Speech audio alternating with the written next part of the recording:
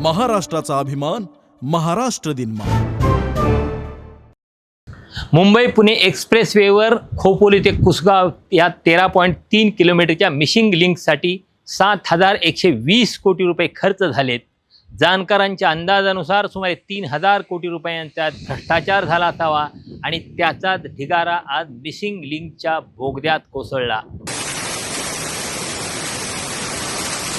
मिशिंग लिंकच्या या प्रकरणामुळे महाराष्ट्रातून नेमकं काय काय मिशिंग झालंय यावर या व्हिडिओच्या माध्यमातून आपण नजर टाकूया। नमस्कार, मी विजय चोरमारे, आपण पाहताय महाराष्ट्र दिनमान।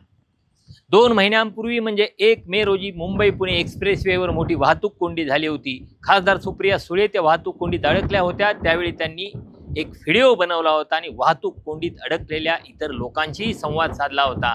नेमकं त्याच दिवशी एक्सप्रेसवेवरच्या मिशिंग लिंकचं उद्घाटन होणार होतं। त्याचा फटका एकूण त्या वाहतुकीला बसला होता।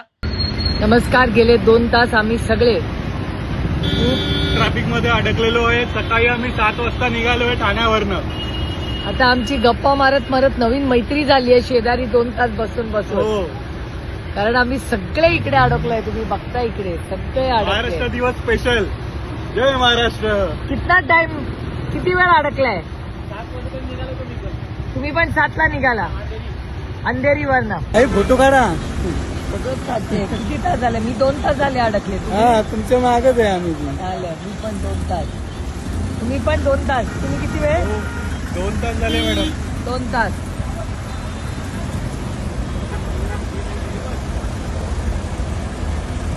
तुम्ही किती तास अडकलाय? मी 2 तास अडकले। तुम्ही? मिशिंग लिंकचं उद्घाटन ही सरकारसाठी अभिमान वाटावा अशीच गोष्ट होती। मुंबई पुणे प्रवासात घाटातील वाहतूक कोंडीमुळे जो विलंब होत होता तो कमी करणारा हा नवा मार्ग होता।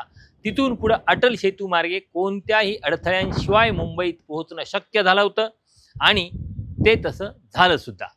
असे प्रकल्प साकारताना त्यांची गुणवत्ता राखणं गरजेचं असतं, परंतु अलीकडे मोठाले प्रकल्प म्हणजे राज्यकर्त्यांच्या कमिशनखोरीची नवी कुरणं बनली आहेत। काही दिवसांपूर्वी कंत्राटदारांचं जे अधिवेशन झालं त्यात त्यांनी कमिशनची टक्केवारी किती भयंकर प्रमाणात वाढलेली आहे हे जाहीरपणे सांगितलं होतं। मुंबईतल्या मेट्रोपासून मिशिंग लिंकपर्यंत आणि समृद्धी महामार्गापासून प्रस्तावित शक्तिपीठ महामार्गापर्यंत हे सरकार कमिशनवर चाललंय आणि याच कमिशनच्या पैशातून आमदार खासदार फोडण्याचे उद्योग सुरू आहेत। प्रकल्पांच्या चकचकीतपणाचे फोटो काढून आणि व्हिडिओ बनवून इमेज बिल्डिंग करण्यात सगळे मशगूल आहेत। मग कुणी कुणाला इन्फ्रामॅन म्हणतं, कुणी नव्या पुण्याचं शिल्पकार म्हणून चमचेगिरी करतं आणि एकाच पावसात या सगळ्या इन्फ्रामॅन किंवा शिल्पकारांचे टवके उडायला लागतात। गेल्या आठवड्यात भुयारी मेट्रो मार्गावरच्या गळतीचे फोटो प्रसिद्ध झाले होते। आज कोस्टल रोडवरच्या गळतीचे फोटो मुंबईच्या माजी महापौर किशोरी पेडणेकर यांनी दाखवलेत। परवा मिशिंग लिंकवरच्या खड्ड्यांच्या बातम्या आल्या। मिशिंग लिंकच्या बोगद्यातनं वरून टवके निघतायत आणि ते गाडीवर पडतायत, त्यामुळे गाडीची काच फुटल्याचा व्हिडिओ एका वाहन चालकानं परवाच शेअर केला होता। हे सगळं कमी होतं की काय म्हणून सोमवारी सकाळी एक्सप्रेसवेला नदीचं स्वरूप आलं आणि बोगद्यात मोठा ढिगारा कोसळला। मोठमोठाले दावे करणाऱ्या राज्यकर्त्यांच्या अहंकाराचे फुगे एका पाठोपाठ एक फुटायला लागले। मुंबई पुणे महामार्गावरची वाहतूक थांबवण्याची नामुष्की आली। राज्य रस्ते विकास महामंडळाला दुपारी 12च्या सुमारास त्या संदर्भातलं निवेदन प्रसिद्ध करावं लागलं। त्यात त्यांनी म्हटलंय की प्रशासनाकडून मुंबई पुणे राष्ट्रीय महामार्ग तसेच यशवंतराव चव्हाण मुंबई पुणे द्रुतगती मार्ग पूर्ववत सुरू करण्यासाठी युद्धपातळीवर प्रयत्न सुरू झालेत। मार्ग सुरू होताच आणि वाहतुकीबाबत कोणताही निर्णय झाल्यास अधिकृत माध्यमांच्याद्वारे नागरिकांना तात्काळ माहिती देण्यात येईल। तोपर्यंत नागरिकांनी मुंबई पुणे पुणे मुंबई प्रवास शक्य असल्यास टाळावा। अत्यावश्यक प्रवास असल्यास प्रशासनाकडून वेळोवेळी जारी करण्यात येणाऱ्या अधिकृत वाहतूक सूचनांचे पालन करावे। सुरुवातीला मी सुप्रिया सुळे यांच्या 2 महिन्यापूर्वीच्या वाहतूक कोंडीवरील व्हिडिओचा उल्लेख केला होता। त्यावेळी मुख्यमंत्री देवेंद्र फडणवीस यांचा अहंकार गगनाला भिडला होता। मिशिंग लिंक जिचं नंतरचं नामकरण कनेक्टिंग लिंक असं झालं, परंतु आजही ते मिशिंग लिंक म्हणूनच प्रचलित आहे। ही जणू त्यांच्याच नेतृत्वाखाली झालेली जगाच्या पातळीवरची पहिली क्रांती असा त्यांचा सगळा आविर्भाव होता। त्या आविर्भावात ते म्हणाले होते की सुप्रिया सुळे यांच्यावर भविष्यात कधीही ट्रॅफिकमध्ये अडकण्याची वेळ येणार नाही वगैरे वगैरे वगैरे। आणि त्याच वेळी तुमच्या सरकारनं थांबवलेलं काम आम्ही कसं पूर्ण केलं हे सांगायलाही ते विसरले नव्हते। म्हणजे मला आज मुंबईहून पुण्याकडे जाणाऱ्या प्रवाशांची माफी मागायची आहे की त्यांना आज ट्रॅफिक जामचा सामना करावा लागला. बरेच लोक ट्रॅफिकमध्ये अडले. आमच्या सुप्रियाताई देखील ट्रॅफिकमध्ये अडल्या होत्या. त्यामुळे त्यांनी देखील एक व्हिडिओ त्या ठिकाणून केला आणि त्यांचा संदेश देखील आमच्यापर्यंत पोहोचला. मी सुप्रियाताईंना सांगू इच्छितो की सुप्रियाताई, तुम्ही शेवटल्यांदा ट्रॅफिकमध्ये अडलात. आता कनेक्टिंग लिंक झालेली आहे. त्यामुळे पुढच्या वेळेस तुम्ही ज्यावेळी मुंबईहून पुण्याहून मुंबईला जाल त्यावेळी तुम्हाला ट्रॅफिकमध्ये अडण्याची कधी वेळ येणार नाही. अशा पद्धतीचं काम जे तुमच्या सरकारने थांबवलं होतं किंवा बंद केलं होतं ते आमच्या महायुतीच्या सरकारने या ठिकाणी करून दाखवलेलं आहे. मुद्दा वाहतूक वळंबण्याचा नसतो, दरड कोसळण्याचा नसतो. प्रमाणापेक्षा जास्त पाऊस झाल्यावर राज्यभर शेकडो दरडी कोसळतात. अनेक मार्गावरची वाहतूक खंडित होते. कमी कालावधीत जास्त पाऊस झाल्यावर अशा प्रकारची संकटे येतात. ती काही पहिल्यांदाच आलेत असं नाही, परंतु त्यांच्या मुळापर्यंत न जाता वरवरच्या उपाययोजना केल्या जातात. आणि आजच्या काळात कोणत्याही गोष्टीवरचा उपाय म्हणजे नवा प्रोजेक्ट असं या सरकारला वाटतं. कारण प्रोजेक्टशिवाय पैसा नाही, टक्केवारी नाही, पार्टी फंड नाही. त्यामुळं भस्म्यात झाल्यासारखं सरकार प्रोजेक्टच्या मागं लागलेलं दिसतं. पुन्हाही लोकांना सुरुवातीला अशा प्रोजेक्टचं कौतुक असतं. आधी किती खस्ता खाल्ल्या होत्या आणि आता किती सोपं झालं असं सगळं वाटत असतं. एक्सप्रेसवे झाला त्यावेळी असंच वाटत होतं आणि नंतर अलीकडे मिशिंग लिंक किंवा कनेक्टिंग लिंक झाली त्यावेळीही तसंच वाटत होतं. तसं वाटणं काही चूक नव्हतं. प्रवास सोपा झालाच होता. परंतु हे प्रोजेक्ट आकार घेत असताना काही जाणकार लोक शंका घेत असतात. पर्यावरणाच्या दृष्टीने त्या शंका असतात, कामाच्या गुणवत्तेच्या दृष्टीने असतात.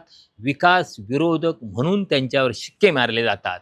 विरोधी पक्षांचे हस्तक म्हणून त्यांना हिणवलं जातं.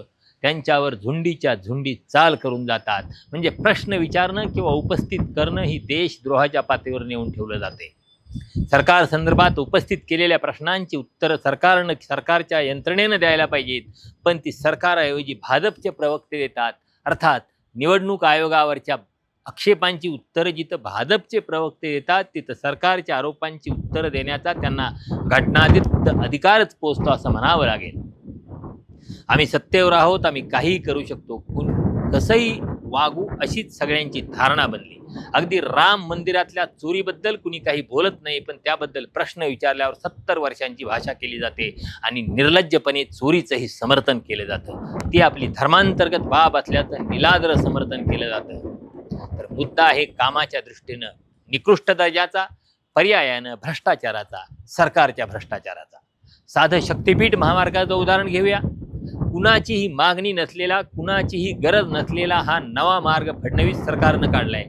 काय तर म्हणे सगळी देवस्थानं जोडू. या देवस्थानांना जोडणारे आताचे जे रस्ते आहेत ते रिकामे आहेत, तिथले टोल तोट्यात आहेत, तरी सुद्धा हा नवा शक्तीपीठ महामार्ग बांधायला निघालेत.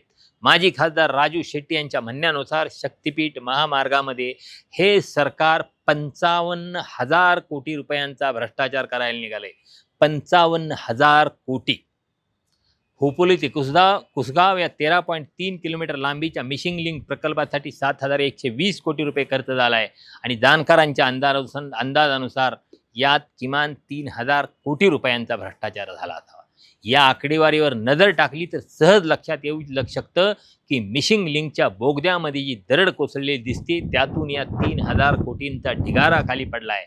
नशीब ते पैसे बोगद्याच्या गिलाव्याच्या आत लपवले नव्हते, नाहीतर त्यांचाही लगदा झाला असता. नवे प्रकल्प राबवताना पर्यावरणाचे नियम पाळले जात नाहीत, त्या दृष्टीनं काळजी घेतली जात नाही आणि सर्वात महत्त्वाचं म्हणजे कामाची गुणवत्ताही राखली जात नाही. महायुतीच्या काळातील असंख्य प्रकल्पांच्या मध्ये हे दिसून येतं. काँग्रेस आघाडी सरकारच्या काळात उभारलेला मुंबईतला विलासराव देशमुख यांच्या नावाचा फ्रीवे असो किंवा राजीव गांधी यांच्या नावाचा सीलिंग, हे 2 प्रकल्प गुणवत्तेच्या दृष्टीनं अलीकडच्या काळातील मानदंड ठरावेत असे आहेत. 15 वर्षांनंतर सुद्धा तिचा टवका निघालेला नाही आणि 2014 नंतरच्या अनेक कामांच्या, त्यातही पुन्हा गेल्या 3-4 वर्षातील कामांच्या नियमित तक्रारी सुरू आहेत. एकूण सगळा कारभार बघितल्यानंतर महाराष्ट्रातून सरकार मिशिंग आहे, महाराष्ट्रातून राज्यकर्ते मिशिंग आहेत, महाराष्ट्रातून प्रशासन मिशिंग आहे आणि एकूण सगळा महाराष्ट्र खड्ड्यात घालायचं काम या सरकारनं सुरू ठेवलेलं आहे. धन्यवाद.